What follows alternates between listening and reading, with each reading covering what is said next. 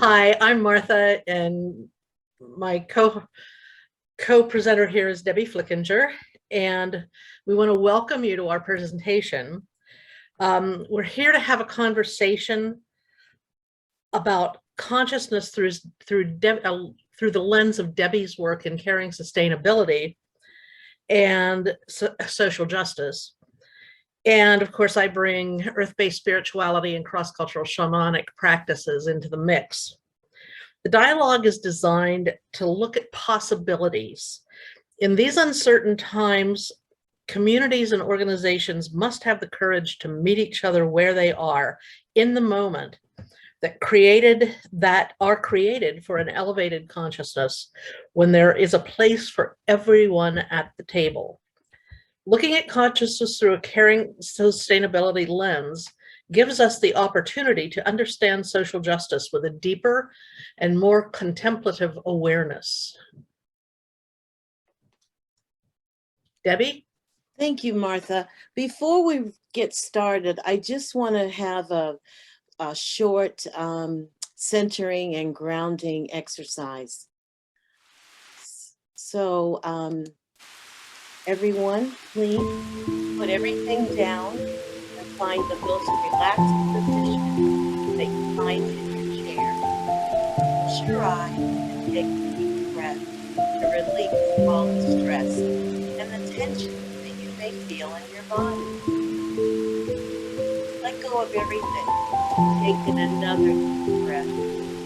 Feel the energy of Mother Earth running through your body. Now, breathe in peace. Exhale chaos. Breathe in balance. Exhale disparity. Breathe in harmony. Exhale turmoil.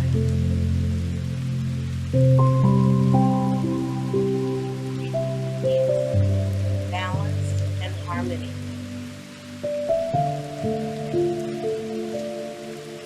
Exhale into the willingness to be fully present.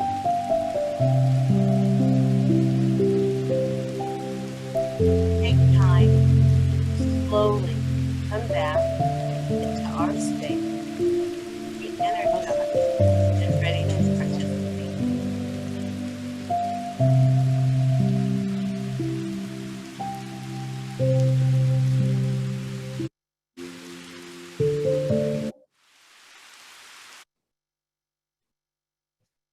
Thank you, Debbie. That, as always, was wonderful.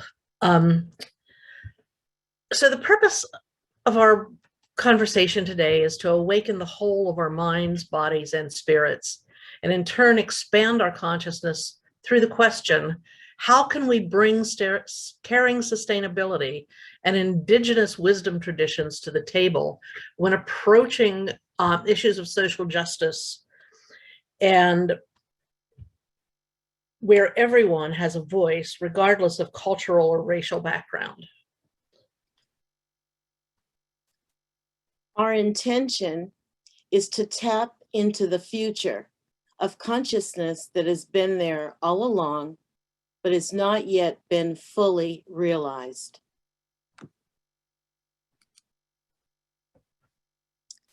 In Consciousness Explained Better, Leslie Allen Combs states, consciousness is the background or simply the ground of all experiences.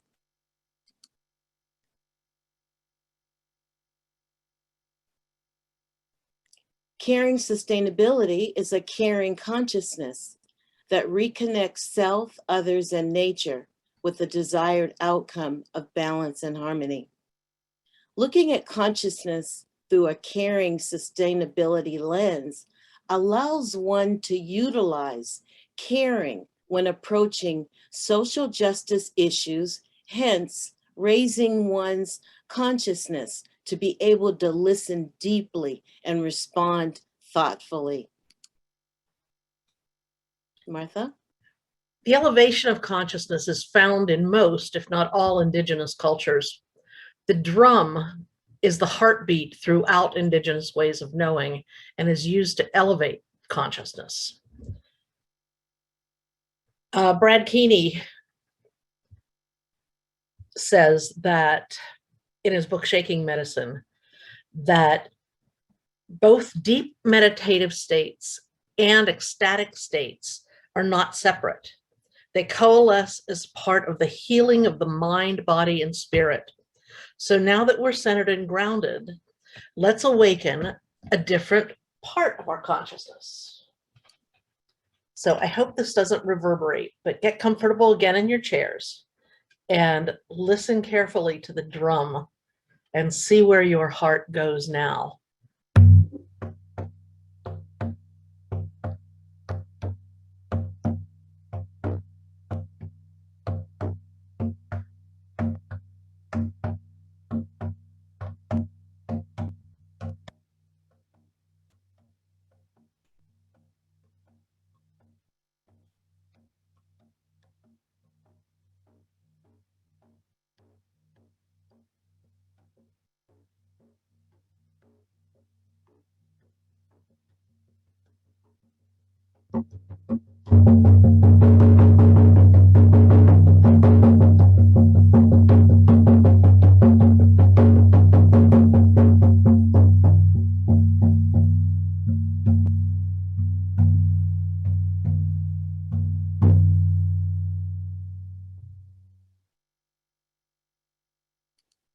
Debbie?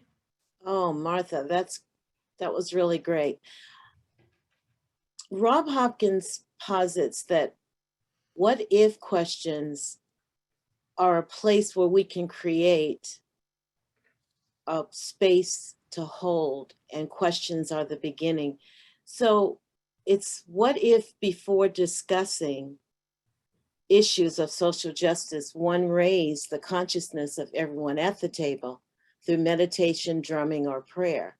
Martha just showed us how drumming can affect us, what does it do, where does it sit? More on Rob Hopkins, what if questions began to open up the doors to deeper and more meaningful conversation? My question to you, Martha, is what if before discussing issues of social justice, one raised the consciousness of everyone at the table through meditation, drumming as you did before, or prayer? What does that look like to you? Well, I can imagine what that might look like. If we bring people in to the room, to the heartbeat of the drum, they're moved to a place of consciousness or a place of connection, I mean to say, of the heart itself. I think that an altered state of consciousness, with an altered state of consciousness, that we could create an atmosphere of acceptance, and everyone at the table could be heard, and we could speak our truth without feeling blame or judgment. And I'll go into that a little bit more later. You know, Martha, this is exactly what happens in a recurrent dream I have, I call hope. It's the beginning of the heart of community. So just imagine with me, I live in a community that is thriving and stable. In the dream, the community is in harmony with the land. People use the land mindfully and everything is thriving. More importantly, education has prepared idealistic leaders to strengthen a democracy with new ideas, vigor, and commitment. Thanks for asking. Although sometimes, it feels as though COVID is here to stay, COVID has changed the backdrop. It has changed everything. It has shifted our consciousness. We've been sitting in our homes with mostly the computer or TV, or have had only family and pets for companionship. Perhaps we've ventured out on walks. All of these factors have had a big impact on our minds, our bodies, and our spirits. We've been living in a virtual world and lacks balance and harmony. It is our responsibility to bring that into our lives any way we can. Just when we think we can go out in the world again, we are hit with a different variant. My concern is how we seek to imagine a world without COVID. I worry that issues of social justice will worsen until we, as the whole of society, come together at the table, as you mentioned early, and listen to one another. There's no reason why we can't achieve elevated consciousness in a virtual world. You and I, Martha, we do this every time we meet in the circle at the edge of Lamira.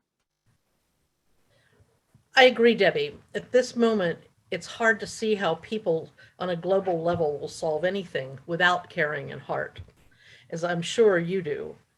And I know that we can do this through the work that we do.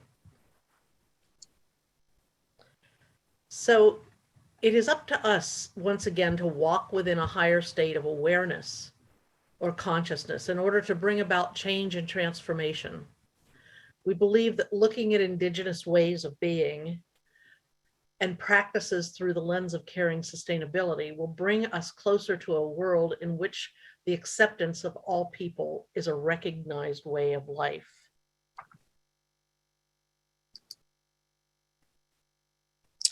I just finished a class with Jean Watson, Caring Science as a Sacred Science teaching series. She calls the discussions and work that we are doing sacred activism. Our future work is to become sacred activists for social justice and the future of consciousness, to develop cutting edge research methods to explore them. Together, the newly planted and the deeply rooted wisdom traditions might shape our understanding of the fundamental components of consciousness and social justice. Therefore, in order to think about social justice in the future, there must be careful consideration of the issues that the whole of society is dealing with today. And as we've witnessed, we've mentioned a lot of those issues today. There must be an element of consciousness in all that is taught, in all that is learned, and all that is done. Thank you, Debbie, for that. Before we do closing, I'd like to go back a bit because we missed a couple of questions, I think. One was, what if an elevated consciousness, when an elevated consciousness is invoked, issues of social justice would just begin to fall away and cultural differences honored? How do you feel, or how do you see that? How do you see issues of social justice dissipating? Yeah, thank you for bringing that up. So let's think about this conference here today. You know, this is, we've all been engaging, and it's not over yet. We're all engaging in conversation. So I want to say, I believe it starts with conversation. Conversation leads to collaboration. Conversation leads to networking. Okay, thank you. That's great.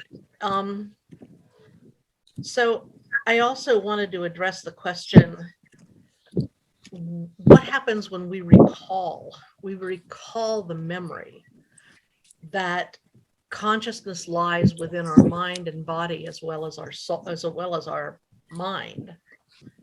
And for me, I don't profess to be a scientist of any sort. I don't do scientific research on the brain. So my experience of consciousness lies within my spirit and my soul and my heart and my mind. And that, I think, is key to remember, because, and I don't mean to sound anti-research, because I'm definitely not. Science is important. But for a lot of us, getting to that elevated consciousness really requires us to look inward, to self-reflect on who we are and what we're doing and why we're here. And I think that when that level of consciousness is evoked through the drum, through meditation, through prayer, through any form of connection to spirit, we are able to walk more ably and more to use an indigenous or a native phrase, to walk in beauty in a world that is really a mess right now. So I wanted to address that and let you know that it's a memory. I think consciousness is a memory, or elevated consciousness is a memory that lies within the very essence of ourselves. So I think that's probably, we missed a couple of things as we were going along, hence the short presentation. But I think we'd like to take the time now to take questions, and we will stop the PowerPoint so that we can better see who's asking the questions. And I don't know about Debbie, but I'd rather not take them in the chat box. I'd rather have you just raise your hand or speak up, and maybe Jeffrey can moderate for us.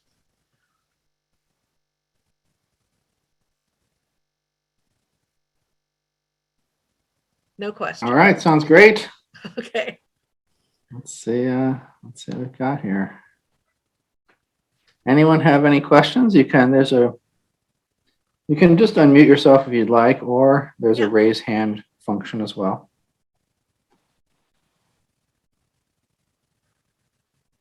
But you can certainly feel I free see to the just pop question in. from Gus about drumming in a board meeting.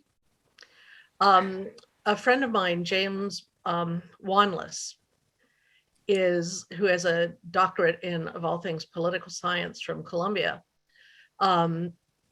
works with drumming and tarot reading and all sorts of things. And when he started going into doing corporate coaching, corporate advising, and he takes a drum into those boardrooms and drums before they start. He also pulls a tarot card to see what the energy in the room is.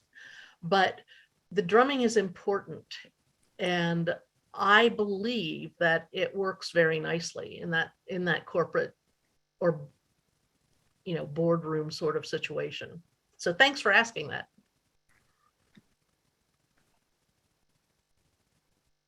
Anyone else?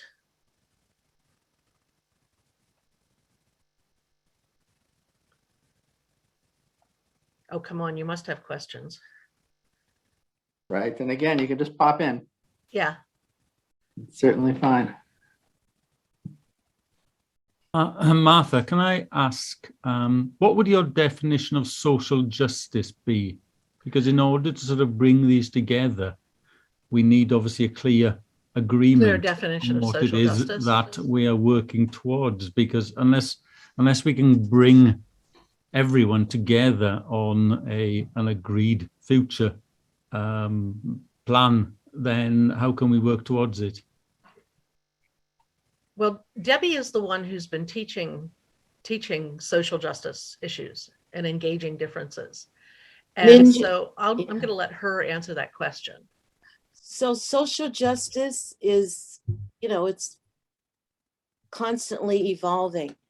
And in order to, really get to the heart of social justice, because it's different in every single community, meeting the community where they are. And I mentioned earlier, it starts with a conversation, and then that leads to collaborative leadership. Once you meet the community where they are and you see what the social justice issue is, because it's going to be different for any or all communities, and cultural.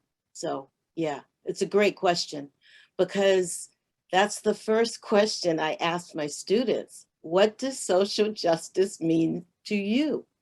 And I get like a barrage of different answers because it's a very good one. You know, a person could explain it from a cultural background. A person could explain social justice from a religious background. We can explain it right here, looking at it from the consciousness lens. And I mentioned earlier too, that Dr. Combs says consciousness is the ground, the background of all experiences. So the social justice is all about your experience. And I can go a little bit further if I have time. I'm an African American woman.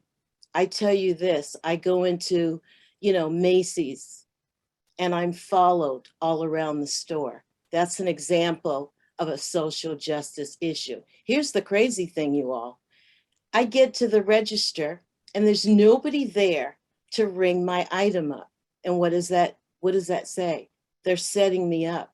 And that's going to turn into, a very big injustice. So I just threw that out there for you, Ninja, just to kind of give you an idea that social justice is an evolving term.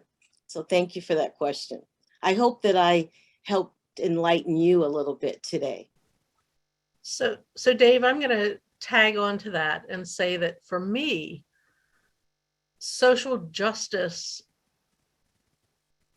demands that every living being on this planet is treated with respect and dignity. And I don't think globally we're there yet. No, But certainly not. It can start, the change can start with us. Right. And it needs to. So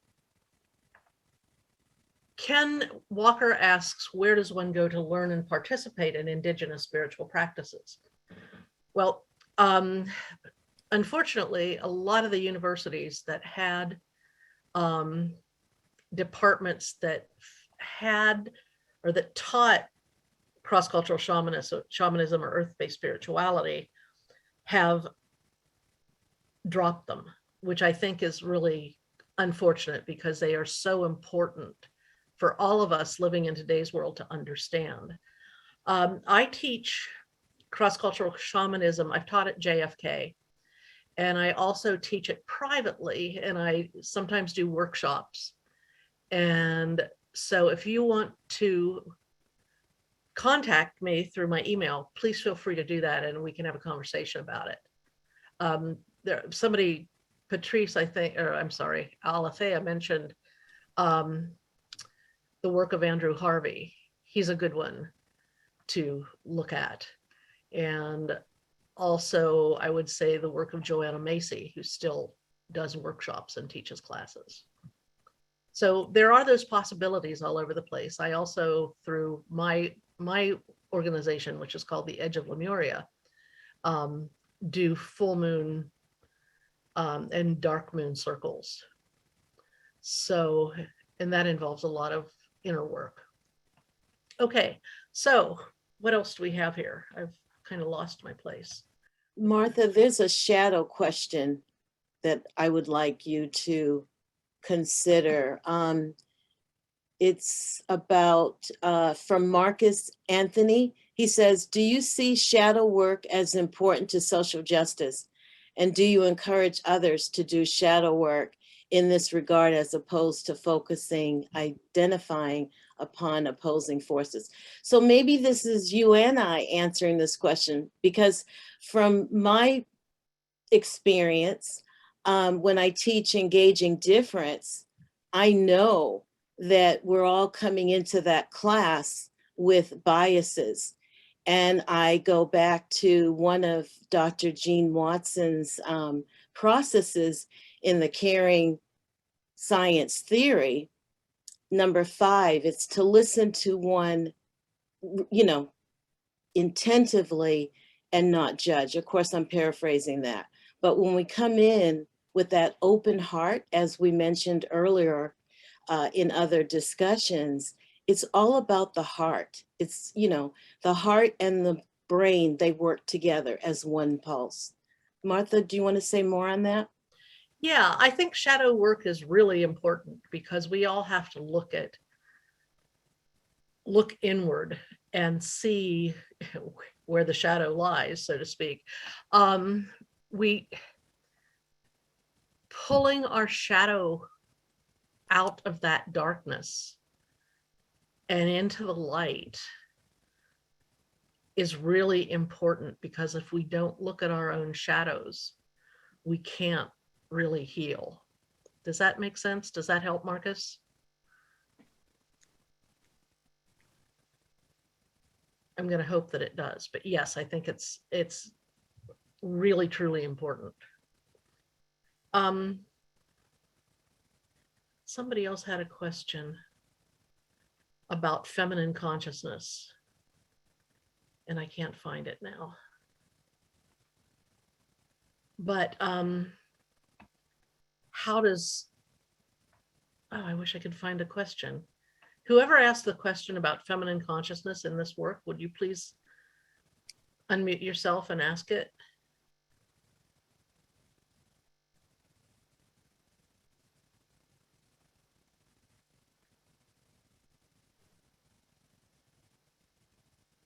So there's a really good question there. It says from Kay Turin, by everyone at the table, I assume you include those who have very different, even opposing perspectives. Please give a specific example that included even opposing. What do you think, Martha? Because we say that all the time. You bring everyone at the table. It's all voices, you know, we're all human beings. We have the same blood. We have the same bones, depending on what the level of the bone structure, you know, exists. But bringing everyone at the table and not excluding. For example, if you're going to go to a meeting in the community, everybody's included. It doesn't matter. In other words, all that want to be there to discuss whatever that social issue justice is, for example. Does that help? What do you think, Martha? I agree with you, Debbie, that again, it comes down to really deep listening and making people feel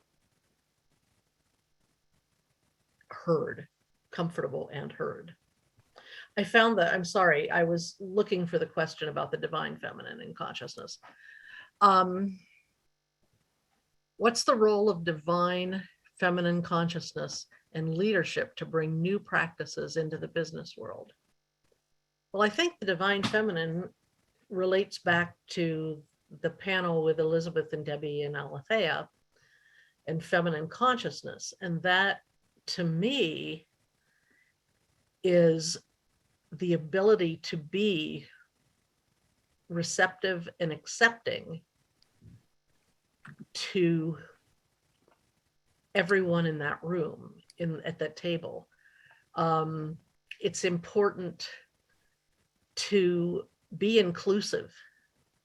And I think whole systems thinking is really key to this, because if we can start, when I did my doctorate back in the late 90s, everything was all about whole systems thinking. And I don't know that it's moved away from that. It probably still is, but I haven't witnessed it a lot in the business world. And granted, I don't have a huge experience anymore because I've sort of disappeared from the business world. But I think it's important to consider those feminine aspects of ourselves and bring that to the table, bring that into business. And men and women who are willing to accept that feminine side of themselves have the opportunity, have the capacity to change things. I still see a lot of women that I know trying to be men and emulate men in the business world. And I don't think that's what we need to do. And I think men also need to encourage women to be women. Anyhow, that's my take on that. Debbie, do you have anything to add to that? You know, well, I mean, I could go on and on and on. This is such a important conversation. I probably, just with the interest of time, I probably want to say that we don't have all the answers. We can't solve all of what's going on in the world. But if we keep conversation going and we do our little part, you know, sustainability is the broad picture. Social justice is a piece of sustainability as far as balance.